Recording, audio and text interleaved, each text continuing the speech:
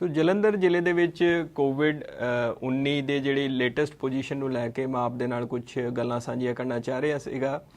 ਸੋ ਪਿੱਛੇ ਅਸੀਂ ਦੇਖ ਰਹੇ ਸੀਗੇ ਵੀ ਜਲੰਧਰ ਜ਼ਿਲ੍ਹੇ ਦੇ ਵਿੱਚ ਬਾਹਰ ਦੇ ਮਰੀਜ਼ ਜਿਹੜੇ ਸਟੇਟ ਤੋਂ ਬਾਹਰ ਦੇ ਮਰੀਜ਼ ਸੀਗੇ, ਦਿੱਲੀ ਤੋਂ, ਹਰਿਆਣਾ ਤੋਂ ਤੇ ਯੂਪੀ ਤੋਂ, ਆਲਮੋਸਟ ਸਾਡੇ ਕੋਲ 300 ਤੋਂ ਵੱਧ ਮਰੀਜ਼ ਬਾਹਰ ਦੇ ਆ ਗਏ ਸੀਗੇ ਤੇ ਉਹਦੇ ਕਰਕੇ ਸਾਡੇ ਹਸਪੀਟਲ ਦੇ ਉੱਤੇ ਕਾਫੀ ਰਸ਼ ਵੱਧ ਰਿਹਾ ਸੀਗਾ। ਬਟ ਹੁਣ ਜਿਹੜੀ ਹੈਗੀ ਹੈ ਅਸੀਂ ਹੋਰ ਹਸਪੀਟਲਸ ਨਾਲ ਤਾਲਮੇਲ ਕਰਕੇ ਸਾਰੇ ਬੈੱਡ ਵਧਾ ਲਏ ਸੀਗੇ। ਇਸ ਸਮੇਂ ਵੀ ਤਕਰੀਬਨ 20% ਜਿਹੜਾ ਪੇਸ਼ੈਂਟ ਹੈ ਉਹ ਸਟੇਟ ਤੋਂ ਬਾਹਰ ਦਾ ਹੈਗਾ। ਫਿਰ ਵੀ ਹੁਣ ਜਿਹੜੀ ਹੈਗੀ ਸਾਰੇ ਹਸਪਤਾਲਾਂ ਦੇ ਵਿੱਚ ਬੈੱਡਸ ਨੂੰ ਲੈ ਕੇ ਕੰਫਰਟੇਬਲ ਪੋਜੀਸ਼ਨ ਬਣੀ ਹੋਈ ਹੈ।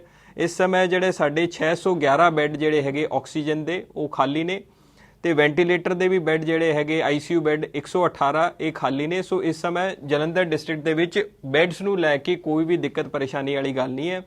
ਤੇ ਇੱਕ ਚੰਗੀ ਗੱਲ ਜਿਹੜੀ ਮੈਂ ਪਿਛਲੇ ਲਗਭਗ 2-3 ਹਫ਼ਤਿਆਂ ਦੇ ਟ੍ਰੈਂਡ ਦੇ ਵਿੱਚ ਪਿਛਲੇ 3-4 ਦਿਨਾਂ ਦੇ ਵਿੱਚ ਹੀ ਦੇਖਣ 'ਚ ਮਿਲੀ ਹੈ ਵੀ ਜਿੰਨੇ ਨਵੇਂ ਮਰੀਜ਼ ਆ ਰਹੇ ਨੇ ਡਿਸਚਾਰਜ ਵੀ ਉਹਨੇ ਹੋਣ ਲੱਗੇ ਨੇ। ਸੋ ਸਾਡਾ ਜਿਹੜਾ total patient number of patient ਜਿਹੜੇ ਆਕਸੀਜਨ ਬੈੱਡ ਜਿਹਨੂੰ ਅਸੀਂ ਲੈਵਲ 2 ਕਹਿੰਦੇ ਆ ਤੇ ਲੈਵਲ 3 ICU ਬੈੱਡ ਦੇ ਉੱਤੇ ਜਿਹੜਾ ਟੋਟਲ ਪੇਸ਼ੈਂਟ ਹੈ ਉਹ ਪਿਛਲੇ 3-4 ਦਿਨਾਂ ਦਾ ਇੱਕ ਸਥਿਰ ਬਣਿਆ ਹੋਇਆ। ਸੋ ਮੈਨੂੰ ਉਮੀਦ ਹੈ ਵੀ ਅਸੀਂ ਜਲੰਧਰ ਡਿਸਟ੍ਰਿਕਟ ਦੇ ਵਿੱਚ ਜਿਹੜਾ ਪੇਸ਼ੈਂਟ ਲੋਡ ਪੀਕ ਲੈਵਲ ਤੇ ਪਹੁੰਚ ਗਿਆ ਹੈ ਐਂਡ ਸਾਡੀ ਇਹੀ ਉਮੀਦ ਹੈ ਵੀ ਅੱਗੇ ਇਹ ਪੀਕ ਤੋਂ ਬਾਅਦ ਡਿਕਲਾਈਨ ਹੋਣਾ ਚਾਹੀਦਾ ਹੈ। ਸੋ ਸਾਡੀ ਇਸ ਸਮੇਂ ਬੈੱਡਸ ਨੂੰ ਲੈ ਕੇ ਇੱਕ ਕੰਫਰਟੇਬਲ ਸਿਚੁਏਸ਼ਨ ਬਣੀ ਹੈ ਤੇ ਮੈਂ ਇਹ ਆਸ਼ਵਾਸਨ ਦਿਵਾਉਣਾ ਚਾਹੁੰਦਾ ਵੀ ਜਲੰਧਰ ਨਿਵਾਸੀਆਂ ਨੂੰ ਵੀ ਕੋਈ ਘਬਰਾਉਣ ਦੀ ਇਸ ਬਾਬਤ ਲੋੜ ਨਹੀਂ ਹੈ। ਆਕਸੀਜਨ ਦੀ ਵੀ ਸਾਡੇ ਪਿੱਛੇ ਕਾਫੀ ਜਿੱਦਾਂ ਗਵਰਨਮੈਂਟ ਆਫ ਇੰਡੀਆ ਤੋਂ ਸਪਲਾਈ ਲਾਈਨ ਆਉਂਦੀ ਹੈ ਆਕਸੀਜਨ ਦੀ, ਉਹ ਵੀ ਅਸੀਂ ਕਾਫੀ ਜੰਗੀ ਪੱਧਰ ਤੇ ਆਕਸੀਜਨ ਦੇ ਉੱਤੇ ਕੰਮ ਕੀਤਾ ਤੇ ਬੋਕਾਰੋ ਤੋਂ ਵੀ ਅਸੀਂ special supply lines Jalandhar district ਦੇ ਵਿੱਚ ਇਨਸ਼ੋਰ ਕੀਤੀਆਂ ਨੇ। ਸੋ ਟਰੱਕ ਸਾਡਾ ਜਿਹੜਾ ਬੋਕਾਰੋ ਤੋਂ ਆ ਰਿਹਾ ਹੈ ਉਹ ਬਿਲਕੁਲ ਅਨਲੋਡ ਕਰਕੇ ਉਹਨੂੰ ਫਾਸਟ ਤਰੀਕੇ ਨਾਲ ਪਹੁੰਚਾਉਣ ਲਈ ਅਸੀਂ ਉਹਨੂੰ 에ਅਰਕ੍ਰਾਫਟ ਤੋਂ 에ਅਰਲਿਫਟ ਕਰਾ ਰਹੇ ਹਾਂ। ਸੋ ਜਿਹੜਾ ਵੀ ਜਲੰਧਰ ਨੂੰ ਟਰੱਕ ਬੋਕਾਰੋ ਤੋਂ ਆ ਰਿਹਾ ਉਹਨੂੰ ਅਸੀਂ ਚੰਡੀਗੜ੍ਹ 에ਅਰਫੋਰਸ ਭੇਜ ਕੇ 에ਅਰਫੋਰਸ ਦੇ ਹਵਾਈ ਜਹਾਜ਼ ਦੇ ਵਿੱਚ ਲੋਡ ਕਰਕੇ ਬੋਕਾਰੋ ਭਿਜਵਾ ਰਹੇ ਹਾਂ ਤਾਂ ਕਿ ਸਾਡਾ ਟਰਨ ਅਰਾਊਂਡ ਟਾਈਮ ਘਟੇ। ਇਹ ਕਰਕੇ ਸਾਡਾ ਜਿਹੜਾ ਪਿਛਲੇ ਹਫਤੇ 10 ਦਿਨ ਦੇ ਵਿੱਚ ਅਸੀਂ ਆਕਸੀਜਨ ਦੀ ਵੀ ਸਥਿਤੀ ਤੇ ਪੂਰਨ ਤੌਰ ਤੇ ਕਾਬੂ ਪਾ ਲਿਆ। ਹੁਣ ਸਾਡੇ ਕੋਲ ਜਿਹੜੇ 2 ਪਲਾਂਟ ਸੀਗੇ ਉਹ ਸਾਰਿਆਂ ਦੇ ਵਿੱਚ ਲਿਕੁਇਡ ਆਕਸੀਜਨ ਫਿਲਡ ਨੇ, ਜਿੱਥੇ ਥੋੜਾ ਜਿਹਾ ਜਿਹੜੇ 에ਅਰ ਸੈਪਰੇਟਰ ਯੂਨਿਟ ਵੀ ਲੱਗੇ ਨੇ ਉਹ ਵੀ ਕੰਮ ਕਰ ਰਹੇ ਨੇ ਤੇ ਤੀਜਾ ਪਲਾਂਟ ਵੀ ਜਿਹੜਾ ਸਾਡਾ ਨਹੀਂ ਚੱਲ ਰਿਹਾ ਸੀ ਉੱਥੇ ਵੀ ਅਸੀਂ ਲਿਕੁਇਡ ਆਕਸੀਜਨ ਦਾ ਰਿਜ਼ਰਵ ਕ੍ਰੀਏਟ ਕਰ ਲਿਆ। ਸੋ ਪੂਰੇ ਪੱਖੋਂ ਸਾਡੀ ਜਿਹੜੀ ਹੁਣ ਬੈੱਡਸ ਤੇ ਆਕਸੀਜਨ ਅਵੇਲੇਬਿਲਿਟੀ ਦੀ ਜਲੰਧਰ ਡਿਸਟ੍ਰਿਕਟ ਦੇ ਵਿੱਚ ਪੂਰਨ ਰੂਪ ਤੋਂ ਫੁੱਲ ਤਿਆਰੀਆਂ ਨੇ। ਇੱਕ ਅਸੀਂ ਪਿੱਛੇ ਪੇਸ਼ੈਂਟਸ ਦੀ ਥੋੜੀ ਹੋਰ ਦਿੱਕਤ ਆ ਰਹੀ ਸੀਗੀ, ਹੌਲੀ ਹੌਲੀ ਉਹਨਾਂ ਨੂੰ ਵੀ ਐਡਰੈਸ ਕਰ ਰਹੇ ਹਾਂ ਵੀ ਅੱਜ ਕੱਲ੍ਹ ਕੀ ਦੇਖਣ 'ਚ ਆਇਆ ਟ੍ਰੈਂਡ ਵੀ ਕੋਵਿਡ ਦੇ ਮਰੀਜ਼ ਕੋਵਿਡ ਤੋਂ ਤਾਂ ਉਹ ਰਿਕਵਰ ਕਰ ਜਾਂਦੇ ਨੇ ਤਾਂ ਕੋਵਿਡ ਉਹਨਾਂ ਦੀ ਨੈਗੇਟਿਵ ਰਿਪੋਰਟ ਆ ਜਾਂਦੀ ਹੈ। ਫਿਰ ਵੀ ਉਹਨਾਂ ਦੀ ਜਿਹੜੀ ਹੈ ਆਕਸੀਜਨ ਰਿਕੁਆਇਰਮੈਂਟ ਰਹਿੰਦੀ ਹੈ ਵੀ ਉਹਨਾਂ ਦੀ ਜਿਹੜੀ ਆਕਸੀਜਨ ਸੈਚੂਰੇਸ਼ਨ 95% ਨੈਚੁਰਲ ਨਹੀਂ ਰਹਿੰਦੀ ਤੇ ਉਹਨਾਂ ਨੂੰ ਹਸਪੀਟਲਸ ਪ੍ਰੈਸਕ੍ਰਾਈਬ ਕਰ ਰਹੇ ਸੀਗੇ ਵੀ ਤੁਸੀਂ ਆਕਸੀਜਨ ਸਿਲੰਡਰਸ ਘਰੇ ਰੱਖ ਲਓ। ਉੱਥੇ ਦਿੱਕਤ ਇਹ ਆ ਰਹੀ ਸੀਗੀ ਵੀ ਕਿਉਂਕਿ ਆਕਸੀਜਨ ਸਿਲੰਡਰਸ ਜੇਕਰ ਬਹੁਤ ਜ਼ਿਆਦਾ ਘਰ ਚਲੇ ਜਾਣਗੇ ਤਾਂ ਕਈ ਵਾਰ ਹਸਪਤਾਲਾਂ ਦੇ ਰੋਟੇਸ਼ਨ 'ਚੋਂ ਨਿਕਲ ਜਾਂਦੇ ਨੇ। ਸੋ ਇਸ ਕਰਕੇ ਅਸੀਂ ਉਸ ਚੀਜ਼ ਤੇ ਥੋੜੀ ਰੋਕ ਲਗਾਈ ਸੀਗੀ। ਹੁਣ ਕੱਲ ਤੋਂ ਇੱਕ ਤਾਂ ਅਸੀਂ ਸਿਸਟਮ ਇਹ ਚਲਾਇਆ ਵੀ ਸਪੈਸ਼ਲ ਸਿਵਲ ਹਸਪਤਾਲ ਦੇ ਵਿੱਚ 30 ਬੈੱਡ ਦਾ ਵਾਰਡ ਐਸਟੈਬਲਿਸ਼ ਕੀਤਾ ਹੈ ਜਿੱਥੇ ਕੋਵਿਡ ਨੈਗੇਟਿਵ ਪੇਸ਼ੈਂਟ ਜਿਹੜੇ ਕੋਵਿਡ ਤੋਂ ਰਿਕਵਰ ਕਰ ਗਏ ਨੇ ਜਿਨ੍ਹਾਂ ਦੀ ਨੈਗੇਟਿਵ ਰਿਪੋਰਟ ਆ ਗਈ ਹੈ ਫਿਰ ਵੀ ਆਕਸੀਜਨ ਸੈਚੂਰੇਸ਼ਨ ਨਹੀਂ ਮੇਨਟੇਨ ਕੀਤੀ, ਉਹ 30 ਬੈੱਡ ਦੀ ਸਪੈਸ਼ਲ ਫੈਸਿਲਿਟੀ ਚਾਲੂ ਕੀਤੀ ਜਿੱਥੇ ਅਸੀਂ ਆਕਸੀਜਨ ਕਨਸੈਂਟਰੇਟਰ ਰੱਖ ਕੇ ਉਹਨਾਂ ਦਾ ਉੱਥੇ ਜਿੰਨੇ ਮਰਜ਼ੀ ਦਿਨ ਐਕਸਟਰਾ ਰਹੋ, ਫ੍ਰੀ ਖਾਣਾ ਵੀ ਮੁਹੱਈਆ ਕਰਾਇਆ ਜਾਊਗਾ ਤੇ ਆਕਸੀਜਨ ਕਨਸੈਂਟਰੇਟਰ ਦੇ ਥਰੂ ਉਹਨਾਂ ਦੀ ਜਿਹੜੀ ਆਕਸੀਜਨ ਸੈਚੂਰੇਸ਼ਨ ਵੀ ਮੇਨਟੇਨ ਕੀਤੀ ਜਾਊਗੀ। ਅੱਜ ਅਸੀਂ ਇੱਕ ਹੋਰ ਨਵਾਂ ਉਪਰਾਲਾ ਡਿਸਟ੍ਰਿਕਟ ਰੈੱਡ ਕਰਾਸ ਸੁਸਾਇਟੀ ਦੇ ਥਰੂ ਲਾਂਚ ਕਰਨ ਲੱਗੇ ਹਾਂ ਜਿਹਦੇ ਵਿੱਚ ਅਸੀਂ ਆਕਸੀਜਨ ਕਨਸੈਂਟਰੇਟਰ ਘਰ ਲਈ ਵੀ ਦੇਵਾਂਗੇ। ਸੋ ਉਹਦੇ ਵਿੱਚ ਮੋਡਸ ਆਪਰੈਂਡੀ ਜਾਂ ਕਰਨ ਦਾ ਤਰੀਕਾ ਇਹ ਰਹੂਗਾ ਵੀ ਜਿਹੜਾ ਹਸਪੀਟਲ ਪ੍ਰੈਸਕ੍ਰਾਈਬ ਕਰਦਾ ਹੈ ਇੱਕ ਤਾਂ ਉਹਦੀ ਪ੍ਰੈਸਕ੍ਰਿਪਸ਼ਨ ਦੀ ਸਲਿੱਪ ਸਾਨੂੰ ਚਾਹੀਦੀ ਹੋਊਗੀ, ਉਹ ਅਸੀਂ ਜਿਹੜਾ ਹੈਗਾ ਸੈਕਟਰੀ ਰੈੱਡ ਕਰਾਸ ਨੂੰ ਉਹਦਾ ਇੰਚਾਰਜ ਬਣਾਇਆ, ਉੱਥੇ ਅਸੀਂ 30 ਆਕਸੀਜਨ ਕਨਸੈਂਟਰੇਟਰ ਦੇਵਾਂਗੇ ਤਾਂ ਕਿ ਜਿਹੜਾ ਹਸਪੀਟਲ ਦੀ ਇਹ ਜ਼ਿੰਮੇਵਾਰੀ ਹੋਏਗੀ ਵੀ ਉਹ ਆਪਣਾ ਕੋਈ ਇੱਕ ਨਰਸਿੰਗ ਸਟਾਫ ਜਿਹੜਾ ਇਹਦੇ ਵਿੱਚ ਟ੍ਰੇਨਡ ਹੋ ਘਰੇ ਜਾ ਕੇ ਪੇਸ਼ੈਂਟ ਦੇ ਉਹ ਸੈਟਅਪ ਕਰਾ ਕੇ ਚਲਾ ਕੇ ਆ ਜਾਵੇ। ਪਲੱਸ ਉੱਥੇ ਜਿਹੜਾ ਹੈਗਾ ਅਸੀਂ ਇੱਕ ਨੋਮੀਨਲ ਜਿਹਾ ਰੈਂਟ ਰੱਖਿਆ ਤਾਂ ਕਿ ਕੋਈ ਇਸ ਟਾਈਪ ਦਾ ਮਿਸਯੂਜ਼ ਨਾ ਹੋਵੇ ਵੀ ਜਿਨ੍ਹਾਂ ਨੂੰ ਲੋਡ ਨਹੀਂ ਹੈ ਉਹ ਵੀ ਲੈ ਰਹੇ ਹੋਣ ਆਕਸੀਜਨ ਕਨਸੈਂਟਰੇਟਰ। ਸੋ ਉਹ ਅਸੀਂ ਫੈਸਿਲਿਟੀ ਚਾਲੂ ਕਰਨ ਲੱਗੇ ਤਾਂ ਕਿ ਮਰੀਜ਼ਾਂ ਨੂੰ ਘਰੇ ਹੀ ਆਕਸੀਜਨ ਪਹੁੰਚਾਈ ਜਾ ਸਕੇ। ਤੇ ਇਹਦੇ ਵਿੱਚ ਸਿਰਫ ਉਹਨਾਂ ਨੂੰ ਇਹ ਧਿਆਨ ਰੱਖਣਾ ਪਏਗਾ ਵੀ ਕੋਈ ਇਲੈਕਟ੍ਰਿਸਿਟੀ ਦਾ ਬੈਕਅਪ ਜ਼ਰੂਰ ਹੋਵੇ, ਜੇਕਰ ਲਾਈਟ ਚਲੀ ਜਾਂਦੀ ਹੈ ਤਾਂ ਉੱਥੇ ਕੋਈ UPS ਦਾ ਪ੍ਰਬੰਧ ਜਾਂ ਕੋਈ ਜਨਰੇਟਰ ਦਾ ਪ੍ਰਬੰਧ ਹੋਵੇ। ਐਂਡ ਅਸੀਂ ਸੈਕਟਰੀ ਰੈੱਡ ਕਰਾਸ ਨੂੰ ਇਹ ਵੀ ਕਿਹਾ ਵੀ ਜੇਕਰ ਕੁਝ ਐਮਰਜੈਂਸੀ ਸਿਲੰਡਰ ਵੀ ਰਿਜ਼ਰਵ ਰੱਖੋ ਵੀ ਜਿਨ੍ਹਾਂ ਦੇ ਆਕਸੀਜਨ ਕਨਸੈਂਟਰੇਟਰ ਚੱਲ ਰਹੇ ਨੇ, ਕੋਈ ਇਸ ਟਾਈਪ ਦਾ ਬੈਕਅਪ ਦਾ ਇਸ਼ੂ ਆਉਂਦਾ ਤਾਂ ਇਮੀਡੀਏਟਲੀ ਉੱਥੇ ਆਕਸੀਜਨ ਸਿਲੰਡਰ ਵੀ ਮੁਹੱਈਆ ਕਰਾਇਆ ਜਾਵੇ। ਸੋ ਇਹ ਅਸੀਂ ਹੋਰ ਜਿਹੜੀ ਸਾਡੇ ਕੋਲ ਕੰਪਲੇਂਟਸ ਆ ਰਹੀਆਂ ਨੇ, ਡਿਮਾਂਡਸ ਆ ਰਹੀਆਂ ਨੇ, ਉਹਨੂੰ ਐਡਰੈਸ ਕਰਨ ਲਈ ਹੋਰ ਇਸ ਟਾਈਪ ਦੇ ਉਪਰਾਲੇ ਅਸੀਂ ਲਗਾਤਾਰ ਕਰ ਰਹੇ ਹਾਂ। ਰੈਸਟ੍ਰਿਕਸ਼ਨਸ ਨੂੰ ਵੀ ਲੈ ਕੇ ਜਿਹੜੇ ਮੈਂ ਦੇਖ ਰਿਹਾ ਹੋਰ ਅਸੀਂ ਜਲੰਧਰ ਦੇ ਵਿੱਚ ਵੱਧ ਤੋਂ ਵੱਧ ਜਿਹੜੀ ਛੂਟ ਦਿੱਤੀਆਂ ਨੇ। ਜਿਹੜੀ ਨਾਨ ਐਸੈਂਸ਼ੀਅਲ ਦੁਕਾਨਾਂ ਨੇ ਉਹ ਵੀ 3 ਵਜੇ ਤੱਕ ਖੁੱਲੀਆਂ ਰਹਿੰਦੀਆਂ ਨੇ।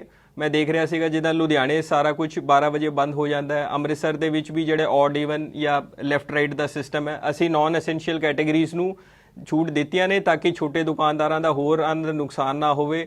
ਅਸੀਂ ਪ੍ਰਾਈਵੇਟ ਆਫਿਸਿਸ ਵੀ ਸਾਰੇ ਦਿਨ ਅਲਾਓ ਕੀਤੇ ਹੈ, ਜਿਹੜੇ 9 ਤੋਂ 3 ਜਿਹੜੇ ਆ all days of the weekend lockdown ਨੂੰ ਛੱਡ ਕੇ। ਸੋ ਕੁਝ ਡਿਮਾਂਡ ਸਾਡੇ ਕੋਲ ਹੋਰ ਆ ਰਹੀਆਂ ਨੇ, ਜਿੱਦਾਂ ਮੈਰਿਜ ਪੈਲੇਸ ਨੂੰ ਲੈ ਕੇ ਹੈ ਵੀ ਸ਼ਾਦੀ ਦੀ ਲਿਮਿਟ ਵਧਾ ਦਿੱਤੀ ਜਾਵੇ। ਟੈਕਸੀ ਆਪਰੇਟਰਸ ਨੂੰ ਵੀ ਦਿੱਕਤ ਹੈ ਕਿਉਂਕਿ ਉੱਥੇ ਵੀ ਹੈ। ਸੋ ਅਸੀਂ ਇਹ ਮੈਂ ਕਲੀਅਰ ਕਰਨਾ ਚਾਹੁੰਦਾ ਕਿ ਸਟੇਟ ਗਵਰਨਮੈਂਟ ਨੇ ਹਲੇ ਬਾਕੀ ਰੈਸਟ੍ਰਿਕਸ਼ਨਸ ਦੇ ਉੱਤੇ ਸਾਡੇ ਤੇ ਨਹੀਂ ਇਜਾਜ਼ਤ ਦਿੱਤੀ ਸਾਨੂੰ ਹੋਰ ਰਿਲੈਕਸੇਸ਼ਨ ਦੇਣ ਦੀ। ਉਹ ਜਿੱਦਾਂ ਵੀ ਸਾਡਾ ਰਾਬਤਾ ਕਾਇਮ ਹੁੰਦਾ ਸਟੇਟ ਗਵਰਨਮੈਂਟ ਦੇ ਨਾਲ, ਅਸੀਂ ਇਹ ਫੀਡਬੈਕ ਲੈ ਕੇ ਜਾਵਾਂਗੇ ਕਿਉਂਕਿ ਕੇਸਿਸ ਹਲੇ ਪੰਜਾਬ ਦੇ ਵਿੱਚ ਓਵਰਆਲ ਹਲੇ ਪੀਕ ਨਹੀਂ ਕੀਤੇ ਹੈ ਤੇ ਸ਼ਾਇਦ ਉੱਥੇ ਇਹ ਕੰਸਰਨ ਬਣਿਆ ਹੋਇਆ ਕਿਤੇ ਕੋਈ ਹੋਰ ਪਾਸੇ ਕੇਸਿਸ ਵੱਧ ਨਾ ਜਾਣ, ਤਾਂ ਇਸ ਕਰਕੇ। ਪਰ ਅਸੀਂ ਡਿਮਾਂਡ ਜਿਹੜੀ ਹੈ ਬਾਕੀ ਸੈਕਸ਼ਨਸ ਦੀ ਵੀ ਅਸੀਂ ਰੱਖ ਰਹੇ ਹਾਂ। ਜੇਕਰ ਕੋਈ ਹੋਰ ਤੁਹਾਡੀ ਵੀ ਡਿਮਾਂਡ ਹੈ, ਤੁਸੀਂ ਵੀ ਇੱਥੇ ਖਾਸ ਕਰ ਜਿਹੜਾ ਸਾਡਾ ਡਿਸਟ੍ਰਿਕਟ ਐਡਮਿਨਿਸਟ੍ਰੇਸ਼ਨ ਦਾ ਫੇਸਬੁੱਕ ਤੇ ਜਿੱਥੇ ਅਪਲੋਡ ਹੁੰਦਾ ਉੱਥੇ ਤੁਸੀਂ ਕਮੈਂਟ ਸੈਕਸ਼ਨ ਦੇ ਵਿੱਚ ਆਪਣੀ ਡਿਮਾਂਡ ਰੱਖ ਸਕਦੇ ਹੋ, ਅਸੀਂ ਉਹਨੂੰ ਵੀ ਟੇਕ ਅਪ ਕਰਾਂਗੇ। ਸੋ ਕੁਝ ਵੈਕਸੀਨੇਸ਼ਨਸ ਨੂੰ ਲੈ ਕੇ ਵੀ ਕੰਸਰਨ ਸੀਗੇ ਕਿਉਂਕਿ ਇਹ ਗੱਲ ਠੀਕ ਹੈ ਵੀ ਜਿਹੜੀ ਅਸੀਂ ਪੰਜਾਬ ਗਵਰਨਮੈਂਟ ਤੋਂ ਡਿਮਾਂਡ ਗਵਰਨਮੈਂਟ ਆਫ ਇੰਡੀਆ ਨੂੰ ਭੇਜ ਰਹੇ ਹਾਂ ਉਹ ਪੂਰੀ ਨਹੀਂ ਮਿਲ ਰਹੀ ਹੈ, ਉਹ ਆਲਮੋਸਟ 1/3 ਹੀ ਮਿਲ ਰਹੀ ਹੈ। ਸੋ ਇਸ ਕਰਕੇ ਉਹ ਡਿਸਟ੍ਰਿਕਟਸ ਨੂੰ ਵੀ ਤਕਰੀਬਨ 1/3 ਡਿਮਾਂਡ ਹੀ ਦੇ ਅਗੇਂਸਟ ਹੀ ਮਿਲ ਰਹੀ ਹੈ। ਸੋ ਅਸੀਂ ਸਾਨੂੰ ਆਲਮੋਸਟ 15-16 ਹਜ਼ਾਰ ਵੈਕਸੀਨਸ ਮਿਲਦੀਆਂ ਨੇ ਹਰ ਤੀਜੇ ਦਿਨ, ਪਰ ਜਿਹੜੀ ਸਾਡੀ ਆਰਾਮ ਨਾਲ ਅਸੀਂ 10,000 ਦੇ ਆਸ-ਪਾਸ ਤਾਂ ਡੇਲੀ ਲੱਗ ਜਾਂਦੀਆਂ ਨੇ। ਸੋ ਇਸ ਕਰਕੇ ਉਹ ਜ਼ਰੂਰ ਦਿੱਕਤ ਆ ਰਹੀ ਹੈ, ਬਟ ਇਹ ਅਸੀਂ ਗਵਰਨਮੈਂਟ ਆਫ ਇੰਡੀਆ ਨਾਲ ਲਗਾਤਾਰ ਟੇਕਅਪ ਕਰ ਰਹੇ ਹਾਂ ਵੀ ਪੰਜਾਬ ਦਾ ਕੋਟਾ ਵਧਾਇਆ ਜਾਵੇ। ਸੋ ਉਸ ਦੇ ਉੱਤੇ ਪੂਰਾ ਉਪਰਾਲਾ ਲੱਗੇ ਹੋਏ ਆ। ਤੇ ਇਹ ਵੀ ਅਸੀਂ ਇੱਥੇ ਮੈਂ ਕਲੀਅਰ ਕਰਨਾ ਚਾਹੁੰਦਾ ਵੀ ਕਿਸੇ ਦੇ ਫਰਸਟ ਡੋਜ਼ ਲੱਗੀ ਹੈ ਤਾਂ 6 ਹਫ਼ਤੇ ਤੋਂ 2 ਮਹੀਨੇ ਵੀ ਹੋ ਜਾਂਦੇ, 2.25 ਮਹੀਨੇ ਵੀ ਹੋ ਜਾਂਦੇ, ਤਾਂ ਕੋਈ ਐਡਵਰਸ ਰਿਐਕਸ਼ਨ ਵਾਲੀ ਕੋਈ ਘਬਰਾਉਣ ਵਾਲੀ ਲੋੜ ਨਹੀਂ ਹੈ। ਜਿੱਦਾਂ ਵੀ ਸਾਡੇ ਕੋਲ ਹੁਣ ਸਪਲਾਈ ਕਿਉਂਕਿ ਘੱਟ ਆ ਰਹੀ ਹੈ ਪਿੱਛੇ ਤੋਂ, ਤੇ ਇਹ ਅਸੀਂ ਪ੍ਰਾਇਰਟਾਈਜ਼ ਕਰਾਂਗੇ ਵੀ ਜਿਨ੍ਹਾਂ ਦੀ ਦੂਜੀ ਡੋਜ਼ ਲੱਗਣੀ ਹੈ ਉਹਨਾਂ ਨੂੰ ਪ੍ਰਾਇਰਟੀ ਦੇ ਆਧਾਰ ਤੇ ਕਲੀਅਰ ਕੀਤਾ ਜਾਵੇ ਤਾਂ ਕਿ ਜਿਹੜਾ ਉਹ ਬੂਸਟਰ ਡੋਜ਼ ਹੈ ਉਹਦਾ ਜ਼ਿਆਦਾ ਪ੍ਰਭਾਵ ਪੈ ਸਕੇ। ਇਸ ਤੋਂ ਇਲਾਵਾ ਜਿਹੜੀ ਹੋਰ ਸਾਨੂੰ ਹਸਪੀਟਲ ਬੈੱਡ ਅਵੇਲੇਬਿਲਿਟੀ ਹੈ, ਮੈਂ ਦੱਸਿਆ ਤੁਹਾਨੂੰ ਇਹ ਸਾਡੀ ਸਾਰੀ ਸਫੀਸ਼ੀਐਂਟ ਹੈ। ਤੁਸੀਂ ਜਿਹੜਾ ਸਾਡਾ ਹੈਲਪਲਾਈਨ ਨੰਬਰ ਹੈ 222 44 17, ਇਸ ਦੇ ਉੱਤੇ ਕਦੇ ਵੀ ਕਾਲ ਕਰਕੇ ਹਸਪੀਟਲ ਬੈੱਡ ਪੁੱਛ ਸਕਦੇ ਹੋ। ਤੁਸੀਂ ਸਾਡੀ ਡਿਸਟ੍ਰਿਕਟ ਐਡਮਿਨਿਸਟ੍ਰੇਸ਼ਨ ਜਲੰਧਰ ਦੀ ਵੈਬਸਾਈਟ ਜਿਹੜੀ ਹੈਗੀ ਉਸ ਦੇ ਉੱਤੇ ਜਾ ਕੇ jalandhar.nic.in ਉਸ ਦੇ ਉੱਤੇ ਵੀ ਹਸਪੀਟਲ ਬੈੱਡ ਦਾ PDF ਡੇਲੀ ਅਪਲੋਡ ਹੁੰਦਾ ਹੈ ਸ਼ਾਮ ਨੂੰ ਵੀ ਕਿਸ ਹਸਪੀਟਲ ਦੇ ਵਿੱਚ ਕਿੰਨੇ ਬੈੱਡ ਖਾਲੀ ਨੇ, ਉੱਥੋਂ ਤੁਸੀਂ ਕਲੀਅਰ ਕਰ ਸਕਦੇ ਹੋ। ਇਸ ਤੋਂ ਇਲਾਵਾ ਕਈ ਵਾਰ ਸਾਨੂੰ ਕਾਲ ਆਉਂਦੀ ਸੀਗੀ ਰੈਮਡੈਸਿਵਿਰ ਦੇ ਬਾਰੇ, ਹੋਰ ਦਵਾਈਆਂ ਦੀ ਤਾਂ ਨਹੀਂ, ਰੈਮਡੈਸਿਵਿਰ ਦੀ ਵੀ ਕਾਫੀ ਅਸੀਂ ਸ਼ਾਰਟੇਜ ਹੁਣ ਪੂਰੀ ਕਰ ਦਿੱਤੀ ਹੈ। ਹਸਪਤਾਲਾਂ ਦੇ ਵਿੱਚ ਤਕਰੀਬਨ ਰੋਜ਼ 400-500 ਰੈਮਡੈਸਿਵਿਰ ਦੇ ਇੰਜੈਕਸ਼ਨ ਭੇਜੇ ਜਾ ਰਹੇ ਨੇ। ਉਹ ਹਸਪਤਾਲਾਂ ਦਾ ਗਰੁੱਪ ਇੱਕ ਬਣਿਆ ਹੋਇਆ ਹੈ ਸਾਰੇ, ਉੱਥੇ ਵੀ ਅਸੀਂ ਪੋਸਟ ਕਰ ਦਿੰਦੇ ਵੀ ਕਿਸ ਹਸਪਤਾਲ ਨੂੰ। ਸੋ ਬਾਈ and large ਰੈਮਡੈਸਿਵਿਰ the we position comfortable ਹੈ। ਫਿਰ ਵੀ ਕਿਸੇ ਨੂੰ ਕੋਈ ਰੈਮਡੈਸਿਵਿਰ ਦੀ ਸ਼ਾਰਟੇਜ ਆਉਂਦੀ ਹੈ ਤਾਂ 222 44 17 ਦੇ ਉੱਤੇ ਤੁਸੀਂ ਪੁੱਛ ਸਕਦੇ ਹੋ, ਅਸੀਂ ਜ਼ਰੂਰ ਉੱਥੇ ਪਹੁੰਚਾ ਦੇਵਾਂਗੇ ਰੈਮਡੈਸਿਵਿਰ। ਇਸ ਤੋਂ ਇਲਾਵਾ ਕਈ ਵਾਰ ਇੱਕ ਇੰਜੈਕਸ਼ਨ ਹੋਰ ਬੜਾ ਰੇਅਰ ਸਰਕਮਸਟੈਂਸਸ ਦੇ ਵਿੱਚ ਲੱਗਦਾ ਹੈ ਜਿਹਦਾ ਨਾਮ ਹੈ ਟੋਸੀਲੀਜ਼ੂਮਾਬ। ਟੋਸੀਲੀਜ਼ੂਮਾਬ ਦੀ ਜ਼ਰੂਰ ਗਵਰਨਮੈਂਟ ਆਫ ਇੰਡੀਆ ਤੋਂ ਜਿਹੜੀ ਸਪਲਾਈ ਕੰਟਰੋਲਡ ਹੁੰਦੀ ਹੈ ਬੜੀ ਲਿਮਿਟਿਡ ਆਉਂਦੀ ਹੈ, ਤਾਂ ਇਸ ਕਰਕੇ ਹਰ ਕੇਸ ਦੇ ਵਿੱਚ ਉਹ ਟੋਸੀਲੀਜ਼ੂਮਾਬ ਜਿਹੜੀ ਹੈ ਅਵੇਲੇਬਿਲਿਟੀ ਕਰਾਉਣਾ ਔਖਾ ਹੋ ਰੱਖਿਆ ਹੈ। ਪਰ ਉਹਦੇ 2 ਆਲਟਰਨੇਟਿਵ ਹੈ ਜੇਕਰ ਉਹ ਡਾਕਟਰਸ ਪ੍ਰੈਸਕ੍ਰਾਈਬ ਕਰਦੇ ਨੇ, ਇੱਕ ਇਟੋਲੀਜ਼ੂਮਾਬ ਹੈ ਤੇ ਦੂਜਾ ਉਹਦਾ ਬੇਵਾਸੀਜ਼ੂਮਾਬ ਕਰਕੇ ਇੱਕ ਇੰਜੈਕਸ਼ਨ ਉਹਦਾ ਰਿਪਲੇਸਮੈਂਟ 'ਚ ਦਿੰਦੇ ਨੇ। ਉਹ ਅਸੀਂ ਜ਼ਰੂਰ ਇੱਧਰ ਉੱਧਰੋਂ ਅਰੇਂਜ ਕਰਕੇ ਜ਼ਰੂਰ ਜਿਹੜੀ ਸਾਨੂੰ ਕੋਈ ਡਿਸਟ੍ਰੈਸ ਕਾਲ ਆਉਂਦੀ ਹੈ ਤਾਂ ਅਸੀਂ ਬੇਵਾਸੀਜ਼ੂਮਾਬ ਹੋਰ ਸਪਲਾਇਰਸ ਕੋਲ ਅਵੇਲੇਬਲ ਸੀਗੀ, ਬਟ ਇਹ ਕਿਉਂਕਿ ਐਸ ਪਰ ਪ੍ਰੋਟੋਕੋਲ ਡਾਕਟਰ ਹੀ ਦੇਖ ਸਕਦੇ ਨੇ ਵੀ ਇਹ ਰਿਪਲੇਸਮੈਂਟ 'ਚ ਜੇਕਰ ਉਹ ਪ੍ਰੈਸਕ੍ਰਾਈਬ ਕਰਦੇ ਨੇ ਤਾਂ ਉਹ ਅਸੀਂ ਜ਼ਰੂਰ ਟਰਾਈ ਕਰਦੇ। ਸੋ ਇਹਦਾ ਟੋਸੀਲੀਜ਼ੂਮਾਬ ਦਾ ਤਾਂ ਨਹੀਂ, ਬਟ ਬੇਵਾਸੀਜ਼ੂਮਾਬ ਦੀ ਇੰਜੈਕਸ਼ਨ ਜਿਹੜੇ ਰਿਪਲੇਸਮੈਂਟ ਹੈ ਉਹ ਵੀ ਅਸੀਂ 222 44 17 ਤੇ ਤੁਸੀਂ ਫੋਨ ਕਰ ਸਕਦੇ ਹੋ ਕਿਉਂਕਿ ਉਹਦੀ ਅਵੇਲੇਬਿਲਿਟੀ ਹਲੇ ਵੀ ਥੋੜੀ ਠੀਕ ਬਣੀ ਹੋਈ, ਤਾਂ ਅਸੀਂ ਇੱਧਰ ਉੱਧਰ ਹਰ ਹੀਲੇ ਕੋਸ਼ਿਸ਼ ਕਰਕੇ ਜ਼ਰੂਰ ਇਨਸ਼ੋਰ ਕਰਾਵਾਂਗੇ ਵੀ ਜਲੰਧਰ ਨਿਵਾਸੀਆਂ ਨੂੰ ਇਹ ਇੰਜੈਕਸ਼ਨ ਵੀ ਮਿਲ ਜਾਵੇ ਜਿਹੜਾ ਕਿ ਅਦਰਵਾਈਜ਼ ਬੜਾ ਰੇਅਰ ਹੈ।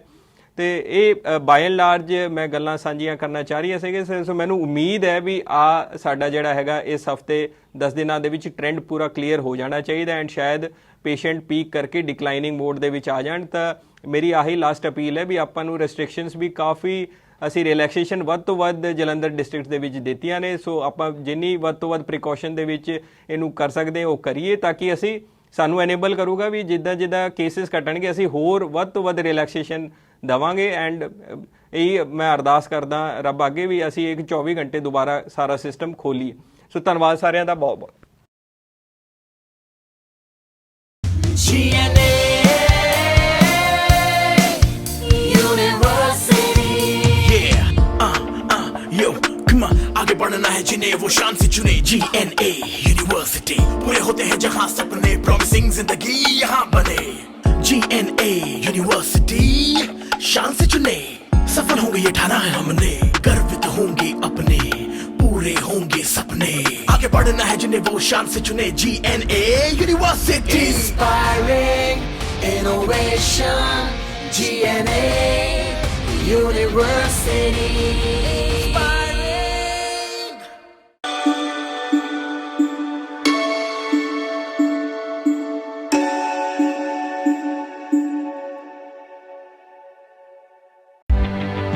We at GNA University see potential in everyone and everything around us. We drive innovation and entrepreneurship, encourage thought leadership. We are at the forefront of new age digital technology. We are world standard in theory and practice. We are a multicultural network community. We groom competent global citizens to affect positive change around them.